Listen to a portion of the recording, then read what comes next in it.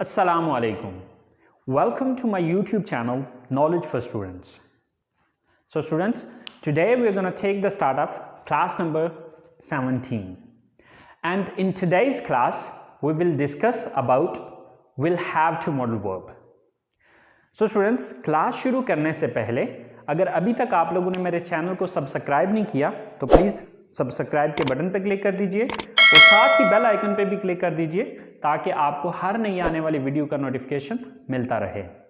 और अगर आपको मेरी वीडियोस पसंद आ रही हैं और अगर आप इनसे कुछ सीख रहे हैं तो प्लीज़ लाइक एंड शेयर के बटन पर क्लिक कीजिए। और अगर आपको कोई मसला हो रहा है या आप कोई मुझे सजेशन देना चाह रहे हैं या आप कोई स्पेसिफिक चीज़ पढ़ना चाह रहे हैं तो आप लोग कमेंट्स बॉक्स में जाके कमेंट्स कर सकते हैं। तो चले आए गाइस, स्टार्ट करते हैं class number 17। So students, will have to modal verb. So will have to modal verb is used to express necessity in the future. यानी कि will have to modal verb का इस्तेमाल किया जाता है फ्यूचर में या मुस्तकबिल में किसी की ज़रूरत को बयान करने के लिए। यानी कि हम यहाँ पर ये कह सकते हैं कि ये हैज़ टू और हैव टू मॉडल वर्ब का फ्यूचर है। यानी कि has to and have to को हम यूज करते थे to express necessity in the present. इसी तरह से पिछली क्लास में हमने हैड टू मॉडल वर्ब पढ़ा था। तो हैड टू मॉडल वर्ब की डेफिनेशन ये थी to express necessity in the past. यानी कि हैड जो है वो सेकंड फॉर्म थी, इसलिए वहां पे हमने हैड टू का यूज किया था। तो वो पास्ट की जरूरत को बयान करने के लिए था। लेकिन अब चूंकि फर्स्ट फॉर्म हैव के साथ विल आ गया तो विल हम फ्यूचर के लिए यूज करते हैं। So to express necessity in the future, कि आने वाले वक्त में जब हम किसी की जरूरत को बयान करना चाहते हैं तो उसके लिए हम विल हैव टू का इस्तेमाल करेंगे। अच्छा, अब आने वाले वक्त में हम किसी की जरूरत को किस तरह से बयान करते हैं? सो उर्दू जुमलों के आखिर में ना होगा, नी होगी, ने होंगे या पढ़ेगा, पढ़ेगी, पढ़ेंगे वगैरह आता है। मसलन आपको कल कॉलेज आना पड़ेगा या आना होगा, ठीक है। अब इसी तरह से आपको ऐसा करना पड़ेगा, उन्हें वैसे करना होगा। लाइक अब जो कुछ भी करना होगा या करना पड़ेगा तो ये हमारे फ्यूचर की जरूरत है, ठीक है। अच्छा, अब इसके जो सेंटेंस बनाने का तरीकाकार है वो सिंपल बिल्कुल वैसे ही है जिस तरह हमने हैज टू, हैव टू या हैड टू को पढ़ा था। फर्क सिर्फ इतना आ रहा है कि जहां पे हैज टू, हैव टू या हैड टू आ रहा था उसकी जगह पे हम विल हैव टू यूज कर रहे हैं। बाकी स्ट्रक्चर जो है वो बिल्कुल सेम वैसे ही है जिस तरह से हमने हैज टू, हैव टू या हैड टू की स्ट्रक्चर को पढ़ा था। सो देखें, first of all subject, then will have to, then first form of the verb and then object और other word and at that there is a full stop. तो चलें कुछ sentences बना के देखते हैं। जैसे कि उसे इस महीने वीजा के लिए दरखास्त देनी होगी या देनी पड़ेगी। तो इस सेंटेंस को इंग्लिश में कन्वर्ट करते हैं। सो फर्स्ट ऑफ ऑल सब्जेक्ट कौन है? उसे, यानी कि वो लड़का भी हो सकता है, वो एक लड़की भी हो सकती है। यहां पर अब हम एक लड़का ले लेते हैं तो वो एक लड़का की इंग्लिश है ही। सब्जेक्ट ही हो गया, then will have to,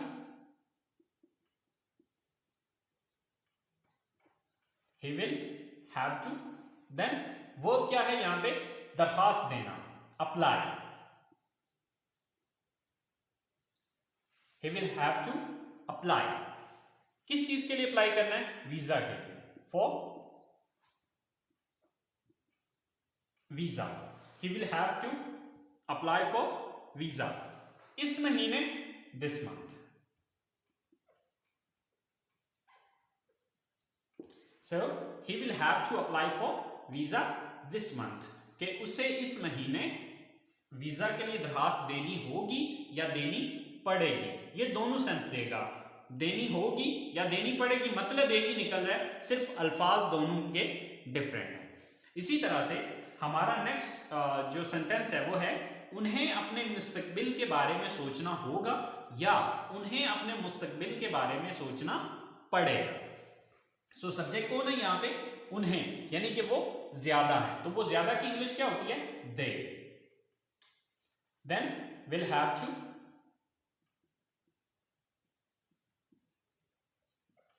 they will have to. अब यहां पर वर्ब क्या है? वर्ब है सोचना, थिंक।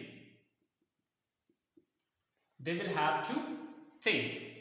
किस बारे में सोचने की बात हो रही है? अपने मुस्तकबिल के बारे में। तो अब अपने की English their. They will have to think about there.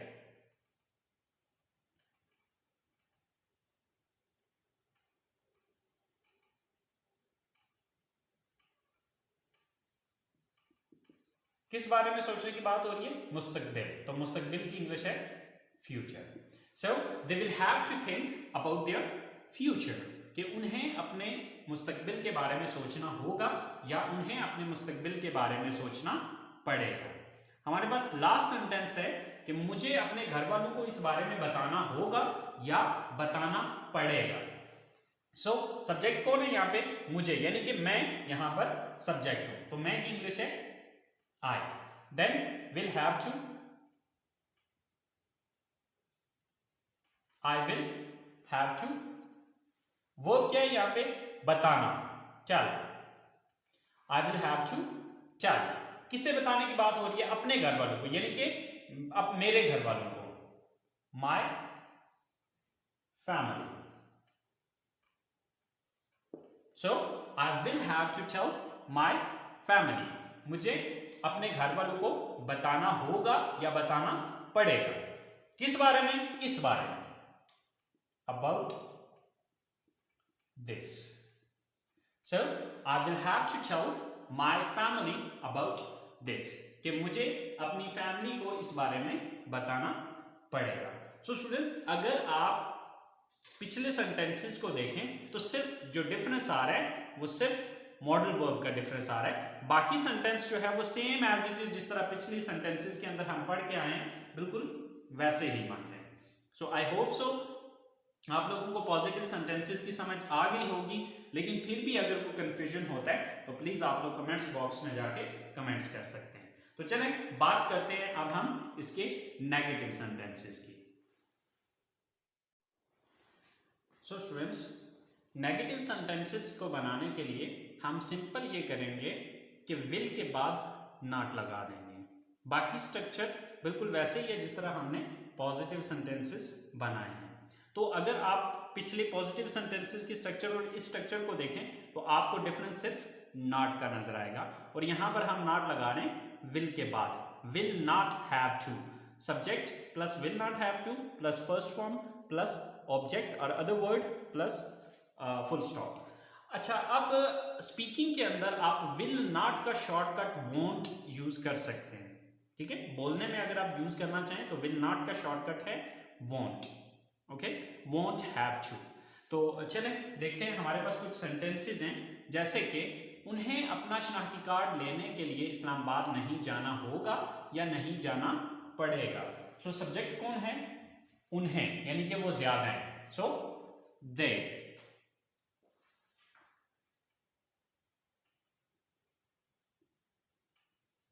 Then will not.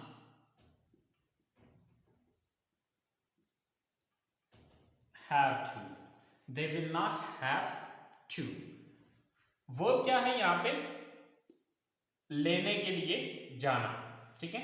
अच्छा, अब यहां पर एक और पॉइंट आपने ज़हन में रखना है कि समटाइम्स ऐसा होता है कि किसी एक सेंटेंस के अंदर दो वर्ब्स आ जाते हैं। अब देखिए, यहां पर लेने के लिए ये भी वर्ब है, जाना भी वर्ब है। तो यहां पर आपने एक पॉइंट ज़हन में रखना है कि अगर किसी जुमले के अंदर दो वर्ब्स आ रहे हैं, ठीक है, तो आपने ये ज़हन में रखना है कि जो उर्दू में दूसरे नंबर पे वर्ब आ रहा है वो इंग्लिश में पहले नंबर पे आएगा, और जो उर्दू में पहले नंबर पे आ रहा है वो इंग्लिश में दूसरे नंबर पे आएगा। मतलब अब यहां पर वर्ब हमारे पास लेना और जाना, दो वर्ब्स हैं। ठीक है, अब ये उर्दू में पहले नंबर पे आ रहा है तो इसका मतलब है ये इंग्लिश में दूसरे नंबर पे आएगा, और ये उर्दू में दूसरे नंबर पे आ रहा है, तो अब हैव टू के फौरन बाद जो है वो हम जाना की इंग्लिश लगाएंगे। So they will not have to go. ठीक है, अब कहां जाने की बात हो रही है? Islamabad. Go to Islamabad. They will not have to go to Islamabad. अब किसके लिए? शनाख्ती कार्ड लेने के लिए, for collecting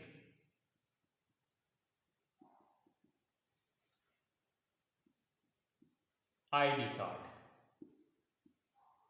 So they will not have to go to Islamabad for collecting ID card. कि उन्हें ID कार्ड लेने के लिए या शनाख्ती कार्ड लेने के लिए इस्लामाबाद नहीं जाना पड़ेगा या नहीं जाना होगा। नेक्स्ट सेंटेंस है, मुझे हर रोज क्लास लेने के लिए कॉलेज नहीं जाना होगा या नहीं जाना पड़ेगा। सो सब्जेक्ट कौन है यहाँ पे? मैं, I. Then will not have to, I will not have to. दूसरा वर्ब क्या है यहाँ पे? जाना, go. कहां जाने की बात हो रही है? To college. I will not have to go to college.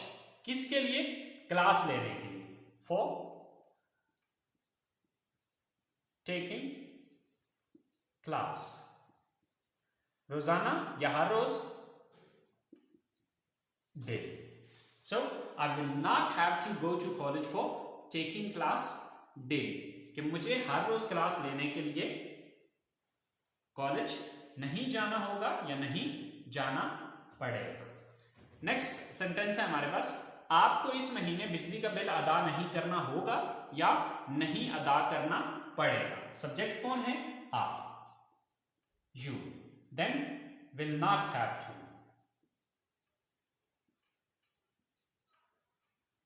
You will not have to. Verb क्या है यहाँ पे? अदा करना, pay. You will not have to pay. क्या अदा करने की बात हो रही है? बिजली का bill.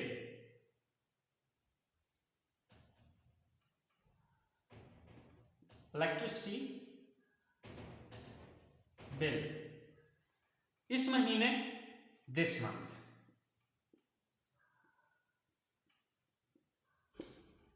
So you will not have to pay electricity bill this month. कि आपको इस महीने बिजली का बिल अदा नहीं करना होगा या नहीं अदा करना पड़ेगा। सो स्टूडेंट्स, ये थे हमारे नेगेटिव सेंटेंसेस और इंट्रोगेटिव सेंटेंसेस बनाना मेरा ख्याल है कोई प्रॉब्लम नहीं है, क्योंकि आपको इस चीज का पता है कि जब भी हमने इंट्रोगेटिव बनाना है तो हम देखेंगे नेगेटिव को। तो नेगेटिव में हमने क्या चीज देखनी है कि किस लफ्ज के बाद नॉट लगाया था। तो किस लफ्ज के बाद नॉट लगाया? हमने विल के बाद नॉट लगाया था। तो अब यही विल यहां से उठा के हम यहां पर लगा देंगे तो ये हमारा इंट्रोगेटिव बन जाएगा या सवाल बन जाएगा। तो चलिए देखते हैं हमारे interrogative sentences. So students, interrogative sentences बनाने के लिए जो स्ट्रक्चर है, first of all will, then subject, after that have to, then first form of the verb and then object और other word and at the end there is a question mark. So हमारे पास सबसे पहला sentence है कि क्या मुझे आपकी मदद करनी होगी या मदद करनी पड़ेगी। मतलब क्या मुझे आपकी मदद करनी पड़ेगी। So first of all will, then subject कौन है? मैं, क्योंकि मदद मैंने करनी है। So I, will I, then have to, will I have to. Verb क्या है यहाँ पे? मदद करना, help. Will I have to help. किसकी मदद करनी है? आपकी, you. Will I have to help you. क्या मुझे आपकी मदद करनी होगी या क्या मुझे आपकी मदद करना पड़ेगी। इसी तरह से नेक्स्ट हमारा सेंटेंस है, उसे क्यों कॉलेज छोड़ना होगा या छोड़ना पड़ेगा। अच्छा, अब यहां पर एक चीज ध्यान में रखें कि यहां पर हमारे पास क्वेश्चन वर्ड आ रहा है। अब ये जो क्यों है ये हमारे पास क्वेश्चन वर्ड है। तो क्वेश्चन वर्ड वाले सेंटेंसेस का जैसे कि आपको पता है कि इसी स्ट्रक्चर के शुरू में आप क्वेश्चन वर्ड यूज करेंगे तो ये क्वेश्चन वर्ड वाली इंट्रोगेटिव बन जाएगी या WH इंट्रोगेटिव सेंटेंस बन जाएगा। तो अब सबसे पहले मुझे जो इंग्लिश लगानी होगी, बल्कि विल नहीं यूज करूंगा, बल्कि इसकी बजाय यहां पर हम सबसे पहले क्यों की इंग्लिश लगाएंगे। तो क्यों की इंग्लिश क्या होती है? Why. Then will, why, will. Subject कौन है? उसे, यानी कि वो लड़का भी हो सकता है, वो लड़की भी हो सकती है। तो चले हम फिर वक्त लड़का ही ले लेते हैं। He, why will he, then have to, why will he have to, verb क्या है यहां पे, काम कौन सा करना है, छोड़ना, leave, why will he have to leave, क्या छोड़ने की बात हो रही है, college, why will he have to leave the college, why will he have to leave the college, कि उसे कॉलेज क्यों छोड़ना होगा या उसे कॉलेज क्यों छोड़ना पड़ेगा। इसी तरह से हमारे पास नेक्स्ट सेंटेंस है, आपको कब स्टेशन पर पहुंचना होगा या पहुंचना पड़ेगा। अब यहां पर भी कब जो है ये एक क्वेश्चन वर्ड है, तो सबसे पहले हम कब की इंग्लिश लगाएंगे, तो कब की इंग्लिश क्या है, when, then will, then subject कौन है, आप, you, when will you, next have to, when will you have to, verb क्या है यहां पे, पहुंचना, arrive या reach, आप इन दोनों में से जो मर्जी यूज कर ले, दोनों का मतलब एक ही है। when will you have to arrive या when will you have to reach, कहां पर पहुंचने की बात हो रही है, स्टेशन पर, at the station,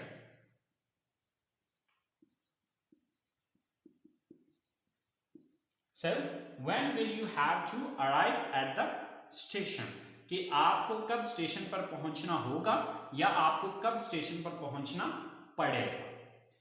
last sentence है हमारे पास कि क्या हमें इंग्लैंड जाने से पहले इंग्लिश सीखनी होगी या सीखनी पड़ेगी। So first of all will, then subject कौन है, हम, यानी कि हमें सीखने, तो सब्जेक्ट कौन है, हम, we, will we, then have to, will we have to, वर्ब यहां पर दो, एक तो जाना आ रहा है, दूसरा सीखना आ रहा है, तो जो दूसरे नंबर पे है वो पहले आएगा।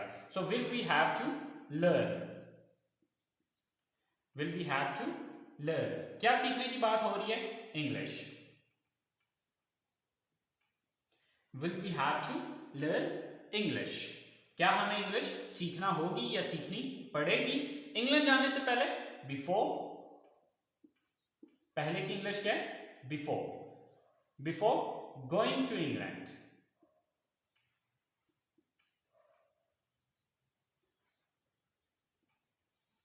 सो will we have to learn English before going to England.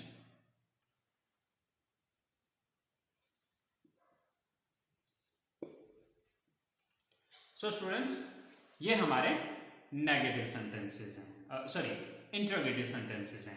So I hope so आपको इंट्रोगेटिव सेंटेंसेस की भी समझ आ गई होगी और विल हैव टू मॉडल आपको क्लियर हो गया होगा कि फर्क सिर्फ इतना आ रहा है कि has to and have to हम मौजूदा वक्त की नेसेसिटी के लिए इस्तेमाल कर रहे हैं, हैड टू मॉडल वर्ब जो है वो हम सेम इसी मकसद के लिए इस्तेमाल कर रहे हैं, लेकिन फर्क सिर्फ इतना है कि वो हम पास्ट के सेंस में यूज कर रहे हैं, क्योंकि हैड जो है वो सेकंड फॉर्म है और सेकंड फॉर्म हम हमेशा पास्ट में यूज करते हैं।